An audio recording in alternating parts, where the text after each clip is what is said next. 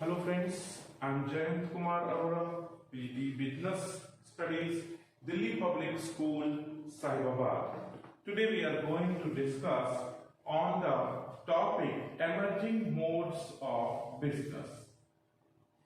Emerging modes of business. What new type of business is coming that we are going to be discuss on this thing. So activities where we try to strengthen the economy, the new ways, that is first e-business. And what is that e-business? Means electronic business. We need now to Paytm to transact money computer to computer, give some orders, receive the orders and give receipts and other confirmations. This all includes in that. Means business operations such as industry, trade and commerce. Business operations such as industry, trade and commerce using computer networks.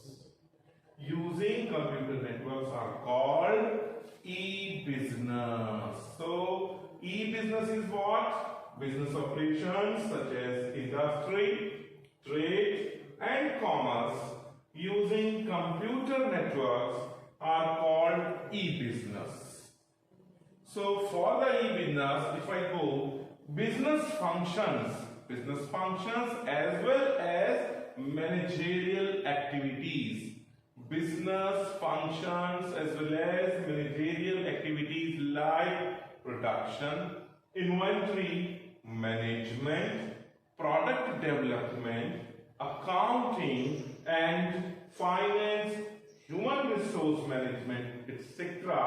are all the business functions can be carried out through computer network in the e-business. So now I come to the point e-commerce. E-commerce, the commercial transactions conducted electronically on the internet. E-commerce, commercial transactions conducting electronically on the internet. So it is a part of e-business. Now e-commerce covers a firm's interactions with its customer and suppliers over the internet. Here customer places some order to the online store, suppose Flipkart or etc. Then they upload your orders in the wholesale store. From the wholesale store, this order goes to shipment and then order completion and then order reach to the customer again. Whatever we do from purchasing from Amazon, Flipkart and any other e-business websites, we do this. So, scope of e-business. Scope of e-business tells us that 4 types of business transaction. First is B2B, business to business, B2C, business to customers, then intra-business and then customer to customer. Here we go first for the business to business. B2B commerce, in this case the commercial transaction, B2B commerce, in this case the commercial transactions take place between different business organizations. Means this is a business organization, this is a business organization and they both are getting some transactions related to business, that is called as B2B business, such as example placing a purchase order, invoices, quotations, etc. Now B2C, yani business to customers. Business to customer says it means the transactions between the business and between the customers. Here it includes selling of goods, call center, ATM facility, etc. The good examples. So now intra-B, that is within the business. What is within the business? Here the transactions take place within the firm. Within the firm, like HR and payroll, like sales and marketing, like operations and production, like accounting and transactions, like admin department, IT department, also the customer services department. This is called as intra-business. That includes the use of computer networks. That includes the use of computer networks in marketing, finance, production, purchase, human resource, research and development, and departments, etc. So I reach now to intra-B-commerce. It is also includes interaction of business with its employees. That is called as B2E, like salary, payment, seeking some suggestions from the employees, etc. So it is called as B2E. Now C to C, customer to customer. In customer to customer, it is best suited for dealing in goods for which has no established markets. Here what happens, like the Flipkart is there, we are getting something, and they also having a connection with the home shop, eBay, OLED, these all things. So ebay.com, OLX.com, Amazon.com, Flipkart, etc. allows persons to globally search for the potential buyers. Allows persons to globally search for the potential buyers. So differences between traditional and e-business. Differences between traditional and e-business. Traditional versus e-business. Just consider. It is very difficult type of the business. E-business, it is very simple type of the business. Here traditional versus e-business, if we come to a point. Now, in traditional business, physical presence is must. But in the e-business, physical presence is not must. It is not required, right? Traditional business, location should be there. But in e-business, no location, not important. In traditional business, cost of the setting up is high. It is needed. But in the e-business, very low cost. Traditional business, operating cost is also high, and in e-business, operating cost is low. Then traditional versus e-business. Again, now in traditional business, contact with supplier and customers. Contact with suppliers and customers indirect through the intermediaries. But in e-business, it is a direct contact. A very big difference. Traditional versus again, now business process and length of the cycle. In traditional business, it is a very long time, but in e-business, it is very short time. Then I come to the point, interpersonal touch. In traditional business, it is more, but in e-business, interpersonal touch is less. Ease of going global, in traditional, it is less, very less ease of. But in e-business, it is more, going globally. Employees, traditional, semi-skilled or unskilled persons can be done, but in e-business, no, technically and professionally qualified persons are needed. In the traditional business, transaction risk is low due to face-to-face contact. In traditional business, transaction risk is low due to face-to-face contact. But in e-business, transaction risk is high due to lack of personal contact. Benefits of e-business. Easy, very easy to form e-business. It is very easy to start due to less legal formalities and with a limited investment. Convenience. Internet offers the convenience of 24 hours this business. Speed of internet allows even now faster services. Global reach, it provides a boundary-less market. Movement towards paperless society. Use of internet has considerably reduced dependence on paperwork.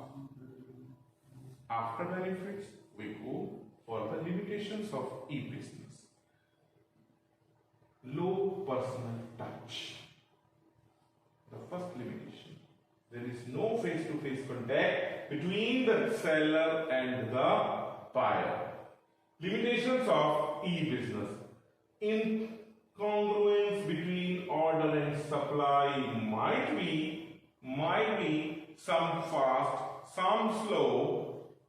So order taking might be very fast, but delivery of the product takes time.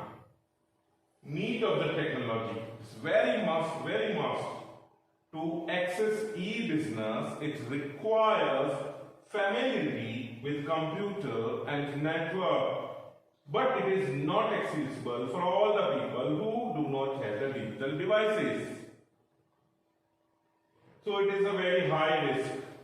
Certainly it is a very high risk in the e-business because impersonation, leakage of confidential information such as credit card details, passwords are reasons for the high risk.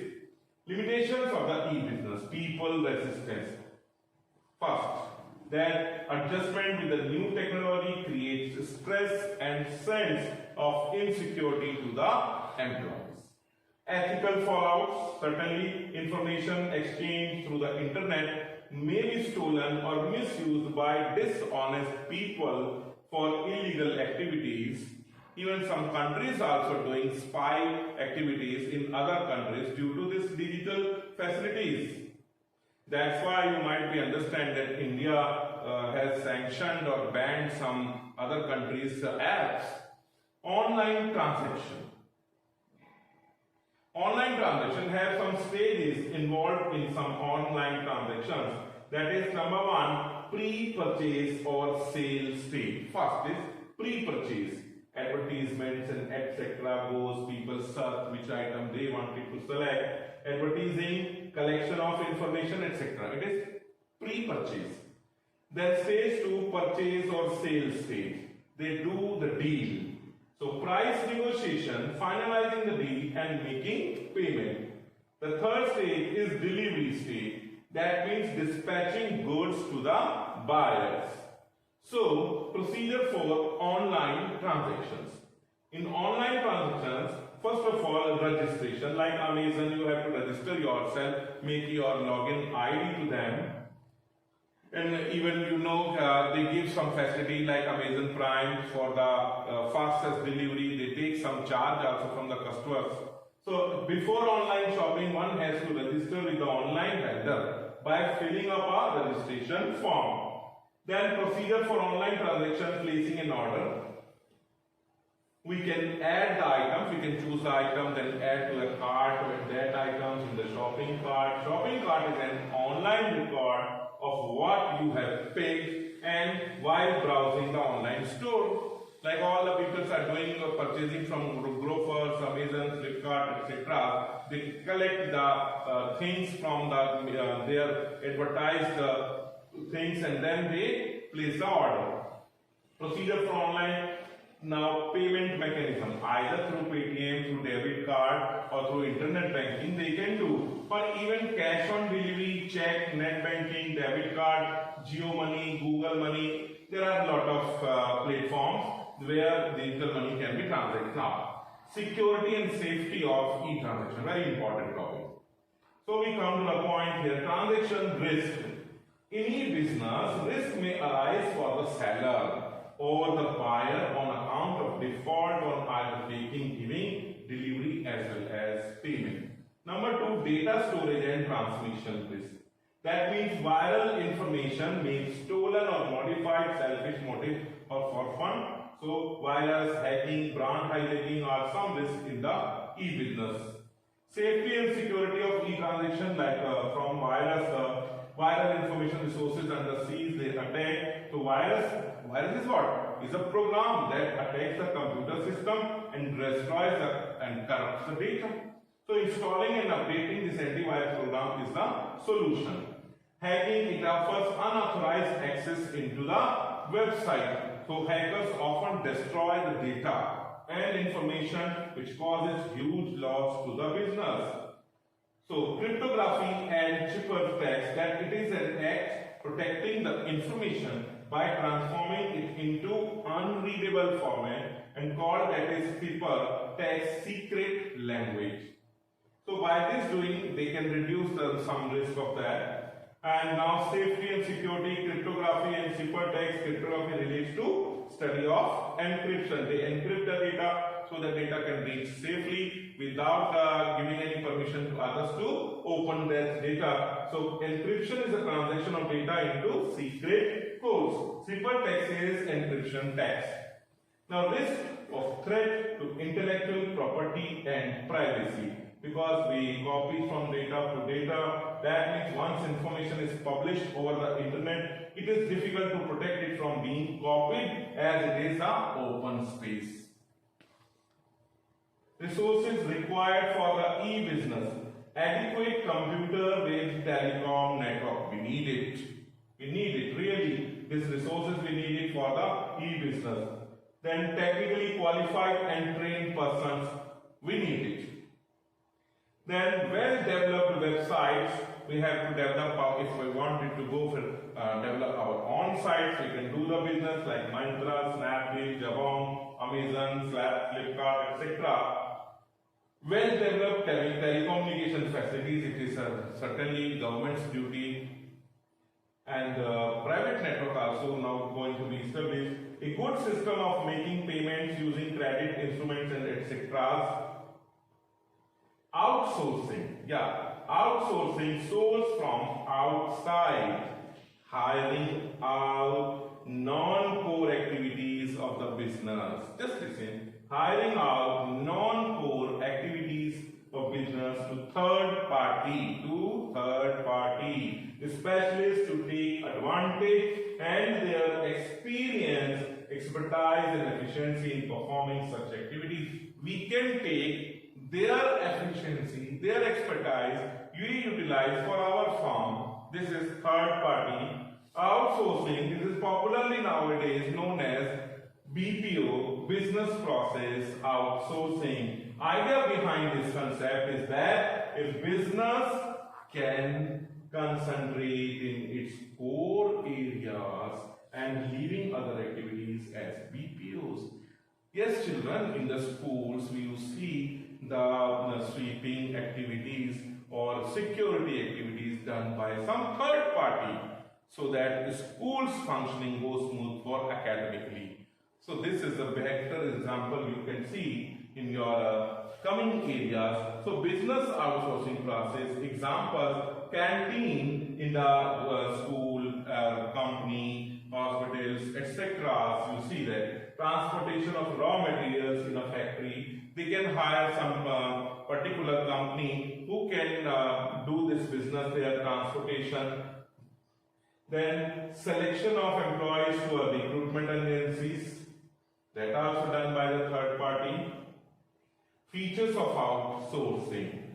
That means contracting out. We have to make a contract that this is your work you have to do, perform for our business. Non-core activities can be contracted out to outside agencies. Features of outsourcing. Non-core activities are outsourced.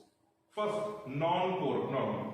An organization should be identify its core activity. Firstly, organization identifies its core activities, then non-core activities. Generally, non-core activities are entrusted to BPOs on contractual basis. Features outsourcing through captive unit or through third unit. Yes, a captive unit is a part of the BPO where organization uses wholly owned subsidiary instead of a third party. Previously, they had a captive institution that will do for that organization only, and the cost and the use of resources of offshore. And like General Electric company, US started their own subsidiary company in India for providing some certain services. that are parent companies, an example of captive units. You all know that GE has collaborated in India with the Godrej company. Feature of outsourcing, the third party, here the process may be outsourced. Process may be outsourced to third party service provider and who operates independently in the business. So benefits of outsourcing is focusing attention, certainly, quest for excellence, certainly, and cost reduction is a benefit of outsourcing. We can get growth through alliance, that is also benefit, and hence economic development. And then concerns over the outsourcing confidentiality, that is very much necessary. Sweet shopping, and then ethical concern, that should be there. Resentment in the home countries. So I hope my students that you can understood well by these PPTs and etc. this chapter. Thank you, students.